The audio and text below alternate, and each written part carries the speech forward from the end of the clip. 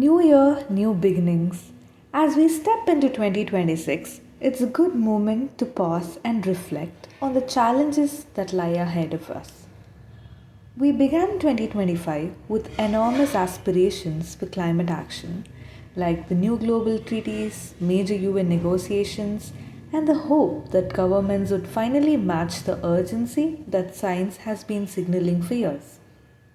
But as the months unfolded, the world also watched record breaking heat, devastating floods, economic losses, and together with all this, political disagreements that slowed down progress.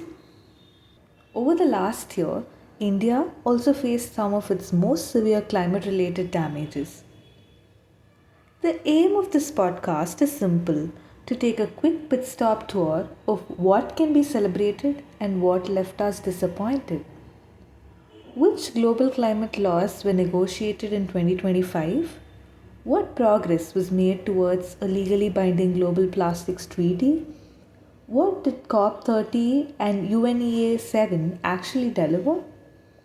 And most importantly, if climate risks are rising so fast, why is global action still moving so slowly? Let us have a conversation with Vamsi Shankar Kapilavai, Program Lead CAG, to understand better what has been happening in the past year on climate action. Hello Vamsi, can you give us a quick background to the important environmental laws that world leaders have been trying to negotiate? As far as I know, we have the COP, Global Plastics Treaty, and the UNEA. So, is that it? Yes, the Global Plastic Treaty, the COP, and the UNEA are three key platforms for global climate related negotiations. The first, the UN climate negotiations under the COP process is where countries continue to debate emission cuts, climate finance, and how to support those already experiencing climate impacts. The second is the Global Plastic Treaty, which has become one of the most closely watched negotiations because it aims to regulate entire plastic system, not just waste, but extraction, production, design, and chemical use. That's a major shift, and it explains why progress has been slow and politically contentious. The third key space is UNEA, the UN Environmental Assembly. While UNEA doesn't set emission targets, it plays a crucial role in shaping the government environmental agenda on pollution, chemicals, biodiversity, and climate related risk. UNEA 7, which has just concluded, reinforced the idea that climate change, pollution, and nature loss are deeply interconnected and need to be addressed together. In these three negotiations, can you quickly summarize for us what India's inputs have been? From India's perspective, what stands out is that India has been actively shaping parts of this agenda. At UNEA 7, India led a resolution on strengthening global wildfire management, reflecting how climate driven risks like extreme heat and fires are becoming more relevant here at home. In the plastic treaty talks, India has also argued for strong global action that remains fair and workable for developing countries, especially given the importance of informal waste workers. So, when we look back at 2025, it's clear that global environmental lawmaking has become more complex, more political, far more consequential, and India is very much part of that story. Thank you, Vamsi. I think it would be useful for our listeners to know a bit more about each of these important platforms of negotiations. Let's start with the Global Plastics Treaty. So, you attended it.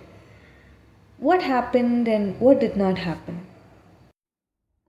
What happened and what didn't is actually the story of the Global Plastic Treaty in 2025. What did happen is that countries finally agreed, at least in principle, that plastic pollution cannot be solved only at the waste stage. There is now a broad recognition that we have to look at the entire life cycle of plastics.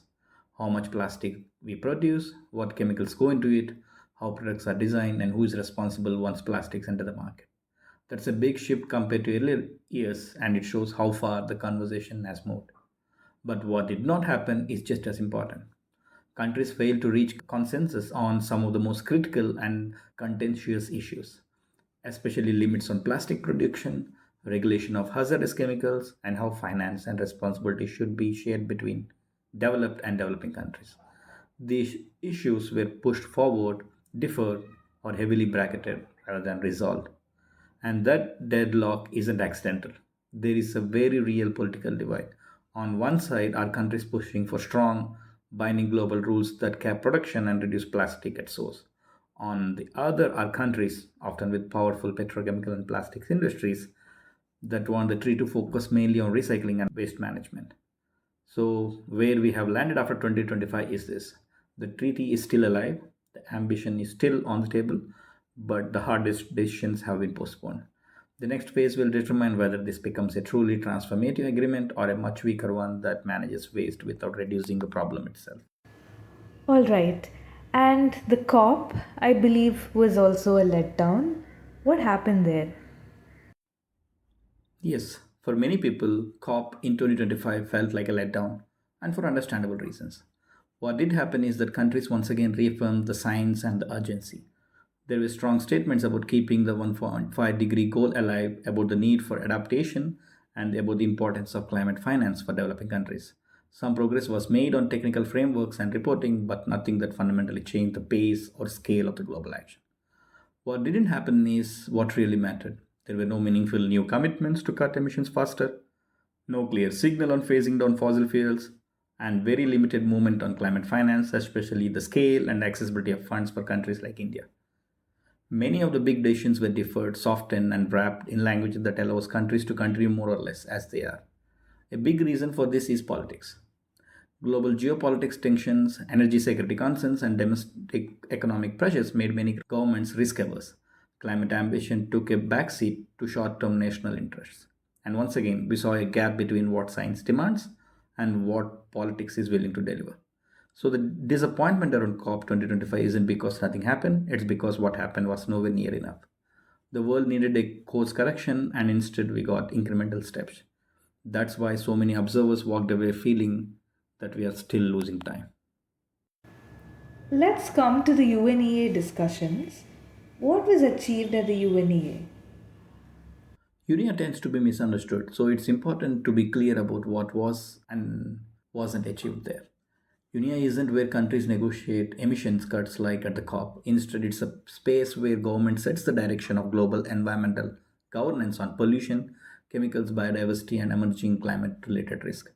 At UNEA 7, what was achieved was a strong political signal that the environmental crisis can no longer be treated in silos. Countries adopted a set of resolutions and a ministerial declaration that linked climate change, pollution, biodiversity loss, and human health much more explicitly than before. Issues like chemicals and waste, minerals needed for the energy transition, glacier and cryosphere protection, and nature based resilience received renewed global attention. One concrete outcome worth highlighting is that UNEA 7 approved UNEP's medium term strategy for 2026 to 2029, which effectively sets the agenda for what the UN Environmental Program will prioritize over the next 4 years. That matters because it influences funding, technical assistance, and how environmental issues are framed globally. From India's perspective, UNEA was also significant. India led and secured adoption of resolution on strengthening global wildfire management, recognizing that climate driven risks like extreme heat and fires are no longer regional problems but global ones that need cooperation, early warning, and prevention. So, India 7 didn't deliver dramatic headline grabbing breakthroughs, and it wasn't meant to. What it did was reinforce the direction of travel, stronger global norms on pollution and environmental risk, better coordination across crises, and a clear mandate for action going forward. In a year where many negotiations stalled, UNEA quietly helped keep multilateral environmental cooperation moving. So it sounds like discussions and negotiations overlap between different forums. Can you help us understand how these discussions and negotiations overlap yet work together? Yes, they do overlap, and that overlap is actually intentional. Think of these forums less as separate silos and more as different parts of same system, each doing a specific job. The COP process under the Climate Convention is where countries negotiate emissions targets, climate finance, and adaptation commitments. That's where the big climate numbers are debated. UNEA, on the other hand, shapes the broader environmental rules around pollution, chemicals, waste, biodiversity, and emerging risks, which directly influence how climate action plays out on the ground. Then you have the Global Plastic Treaty, which sits right at the intersection of climate, pollution, and public health. So while they are different forums, they are dealing with the same underlying problems from different angles. For example, plastics are a pollution issue, but they are also a climate issue because most plastics are made from fossil fuels. Air pollution affects public health, but it also linked to climate through fossil fuel burning. UNEA helps create the norms and policy directions of these issues. COP deal with the climate commitments, and treaties like plastics agreement translate those ideas into binding rules. In practice, what happens in one form influences others. UNEA resolution shapes what gets prioritized in future treaties. COP decisions affect how ambitious countries are willing to be elsewhere. And sector specific treaties test whether governments are actually ready to turn political commitments into a real regulation. So, while it can look messy or overlapping from the outside, these processes are meant to work together. Climate, pollution, and nature negotiations reinforcing each other. The real challenge isn't coordination on paper, it's whether countries are willing to carry ambition consistently across all these spaces instead of saying the right things in one form and blocking progress in another. Despite clearer signs and rising risks, climate action still lagged behind in 2025. What political, economic, or governance barriers are slowing India and the world, and what could unlock faster progress in 2026? Despite clear signs and increasingly visible climate risks, climate action in 2025 still lagged behind what's needed, and that gap comes down to a few persistent barriers. Politically, many governments remain stuck in short term thinking. Elections, energy security concerns, and economic pressures often push climate action down the priority list, even when leaders publicly acknowledge the urgency. Globally, geopolitical tensions have also made cooperation harder, with trust deficits slowing down negotiations and weakening ambition. Economically, the biggest constraint continues to be finance. There is a clear mismatch between what developing countries need to adapt and transition and the scale of funding actually available. For countries like India, the challenge isn't just accessing climate finance, but accessing it in a way that's predictable, affordable, and aligned with national priorities. Without that, ambitious climate plans remain difficult to implement. On the governance side, climate action is still too fragmented. Responsibilities are spread across ministries, levels of government, and sectors often without strong coordination. This leads to good policies on paper but slow or uneven implementation on the ground. So, what could unlock faster progress in 2026? First, turning political commitments into delivery, fewer new pledges, more follow through.